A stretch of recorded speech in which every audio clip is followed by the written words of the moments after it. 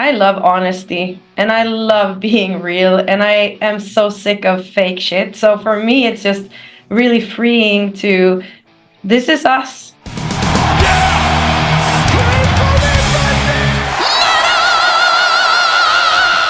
Hey everyone, welcome to the channel. My name is Belgian Jasper. If this is your first time in the channel, hit subscribe right now. You think I don't feel the pain? You feel that I run the game? You say I'm the one to blame. Mona and Guernica of the Gems. Thank you so much for your time. It's been, I know that you guys have had a busy schedule and it's been the holidays and you had some luggage issues as well. But now you can just relax and calm down, at least for a few minutes. How are you doing today? Amazing. Awesome. Really good. Awesome. Now we are, as we're talking, a few weeks away of the release of Phoenix. This has obviously been a little bit of a roller coaster for you guys, and I'm gonna assume that most people that are watching this video have somewhat of an understanding of who the Gems are and where you come from. With a title like Phoenix, it's also, let's be honest, let's address an elephant in the room straight away. It's pretty on the nose what you guys are saying. Is that the right way to interpret, or one of the many ways that we should interpret this, that this is about something fell apart, but we are moving on and, you know, we're standing up for ourselves, rising from the ashes? Hell yeah. Exactly. We want it to be on the nose. We like it to be very clear and a very strong, positive message. So, yeah, it's good that was so clear for you and hopefully everyone else. Yeah. Who doesn't want to be a beautiful, strong phoenix, you know? I can see clearly now. I can see clearly now. It's time you take a bow. Let's go into this album. Let's talk about the music. Let's talk about the themes and everything, and everything that's coming next. Let's start at the start. For a straightforward rock and roll band with straightforward rock and roll albums, I'm usually not a fan of like long intros to an album. But Aurora is really cool and worked out very special. I'm gonna assume that we're gonna hear this tune at the start of every show on this run as well. Was that a conversation point? Like, hey, you know, we need to make a bit of an intro to this album, not just, you know, start with the first riff. Was that a conversation piece at all? We at first we didn't mean to start the album with this particular interlude, but we switched around a bit and thought that actually this is the best song we could begin the album with, because it's a very special song. It's an interlude. It's almost Irish in the sound, you know, and yeah. So at the same time as it was crazy to start the album with that song, it's probably the best idea, because this song will it will summarize the whole theme of the album in 2 minutes.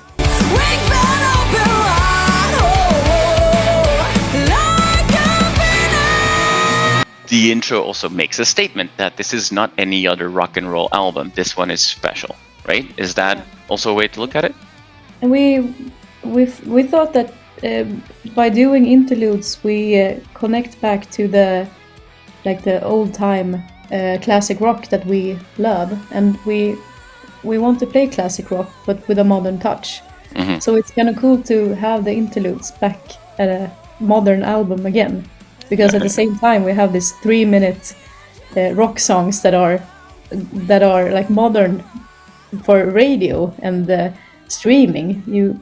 Nowadays you probably make shorter songs than back in the days, but at the same time we have these interludes that also helps us tell the story and like portray the journey that we wanted to write about for this album. If you listen to the other interludes, for example, Maria's song is very emotional, and it breaks down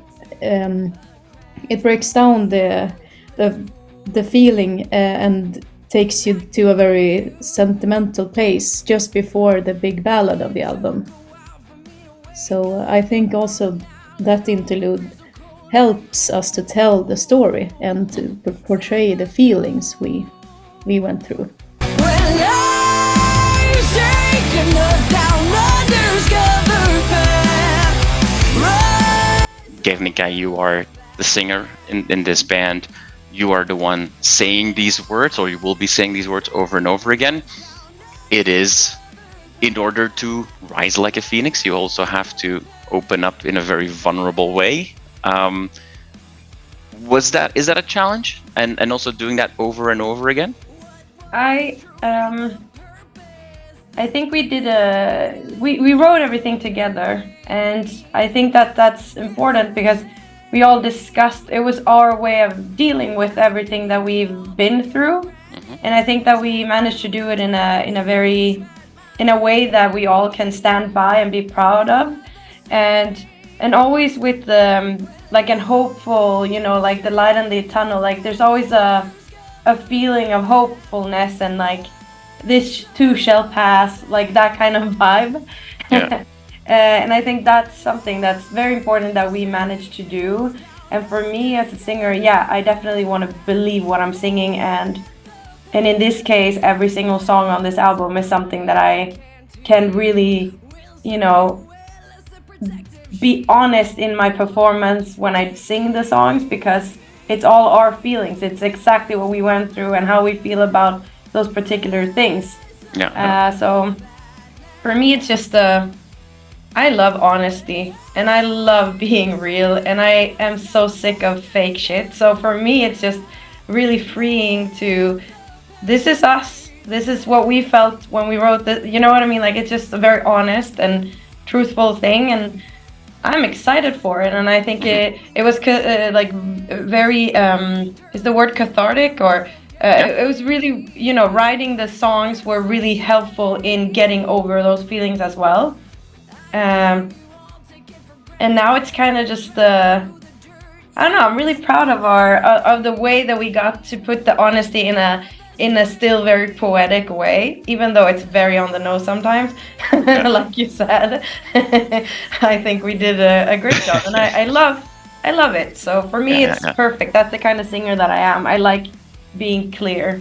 when life's taking us down undiscovered path. Sure, in a cathartic way, you are dealing with the story in the past, but there's also other themes of, you know, having each other's back and standing up and working together. The perfect example of that is the let's call it maybe the true album opening song with Queens, a song that has not been released as a single, although it wouldn't be a bad choice for a single. This is going to be the anthem for the band. It feels like, and that's an album that will do really well on shows as well, I can only imagine.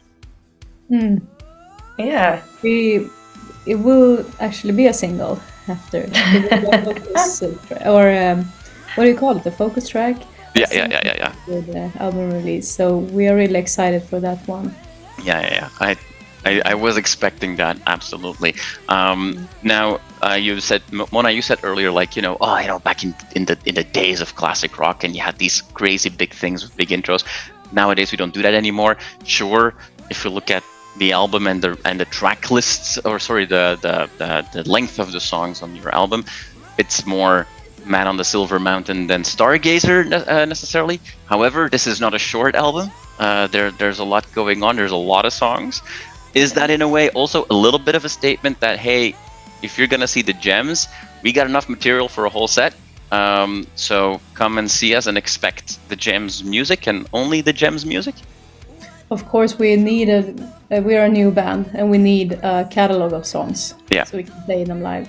I mean, Guernica and Emlee was a huge part of the songwriting for the two latest Thundermother albums, for Black and Gold and Heatwave. They all wrote equally much on the songs, and of course we want to play their babies because we didn't have time to tour with them until all of this happened. But at the same time, we want to start off with our new band and like make a stand and present this is our song catalog. This is how we sound together. To be honest, sometimes you have things in the album contracts too, you know. You fulfill. Let me put it that way. Yeah. And All right. I'm happy we created this album with 16 songs, including the interludes. Yeah. Now we have 16 songs, and that feels great for a new band.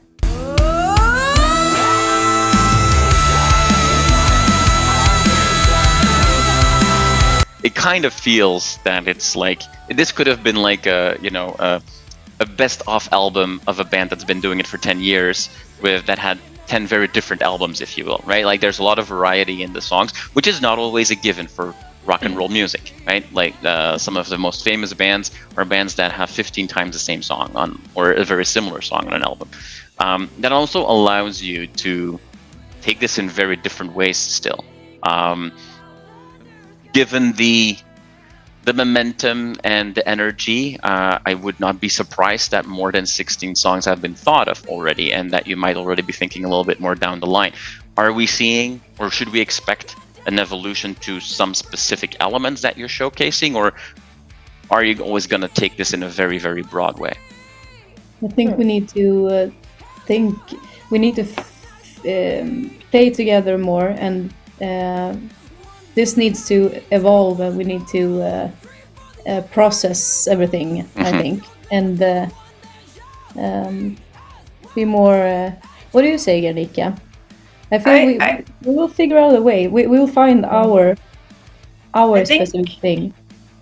I think that yes, this album is a little over the place because we were just freed from the shackles of AC/DC. I'm just kidding. But like so many years of like creative freedom times zero, you kind of just as a creative person freak out and go all over the place because you're free, and plus you're now playing with friends where everyone is up to hear all of people's ideas and be like, hell yeah, let's start a song with the drum, like because like on this album we've been influenced by Queen, Van Halen, like a lot of different, like it's all over the place, like you said. And we wanted to, I think we needed to get all this stuff out there, and then like Mona said, once we play more and more, it's gonna evolve naturally, just like we were part in the evolution of Thundermother sound. Like the two records that me and Emlee were part of writing, Heatwave and Black and Gold, like Mona mentioned, are hugely different from what the band did before. Right. Because we did as much as we could, trying to get our influences in there. Because as much as we love AC/DC, it does get a little boring and tiring. And like, if I just quickly, before you mentioned the long intros and stuff, and I'm a person, I don't know if the generation that we are or whatever, but I have no patience and I get really easily bored and I want things to happen just like everyone else today. And for me, I think it's interesting that we got interludes made that are interesting. I'm not getting bored of them. They're different, they're interesting, and I think that's our record. Like there's so much interesting stuff to pick from. But yeah, eventually maybe we'll do something that's even more towards Queen or Van Halen. Who knows? Maybe we'll do a more heavy metal sounding album. I highly doubt that though. But still, like I feel like we can do whatever we want now, and it's really amazing. Raise your clothes, raise your glass for the one that shall P.S.Y.C.H.O. We actually made a active choice to just go with the flow and use the momentum that we all helped building up for ourselves in our previous band. So, for example, for another band that existed for 10 years, you have grown together. You have become this. You created this sound for 10 years maybe, and we could have done that. We could have waited with creating our first album, writing songs longer, just figuring out who am I in this constellation, what sound would we like to have together, but now we chose to make the album really fast. So I would say we have our sound set to like 85% maybe, because we are very sure ourselves how we want to sound. Yeah. But as long as we, when we play more together and when we write more songs, we will probably narrow it down in some direction. But this time we just wanted to hit the ground running and write a new song catalog in as little time as possible. And we wrote the songs in February, March, and April. We recorded it in July, and this is our first album, and it's it has a little bit of everything. And I think just let us. We will probably progress in a direction that is a little bit more narrow. But it's never gonna be new metal, eller hur, Mona? No. Hey, come on! Audience score! Yeah! Let's use something that you said, Mona, and both of you said actually, as a bit of a segue. You said, we will figure out the identity basically of the Gems even better the more we play live and the more we see like the reaction to certain songs and what have you. So let's use that to address one smaller elephant also in the room. Mona, on album you've done double duty for guitar and bass. Live you've played with guest bass players. The last one that you played with, if I'm not mistaken, was Tim Schwartz. Luckily enough, the guy's last name starts with an S, so the Gems still work. I didn't even think about that. There you go. We've seen a couple of people help you out. Is the Gems going to be the three of you, or at some point are we adding a full-time bass player if they have a first or last name with an S? No, full-time live bassist, I think, because it takes a lot to find a person who will work in a group dynamic.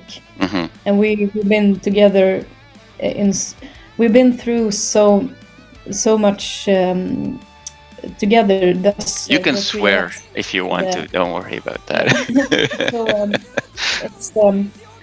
I think the best for us is to stay.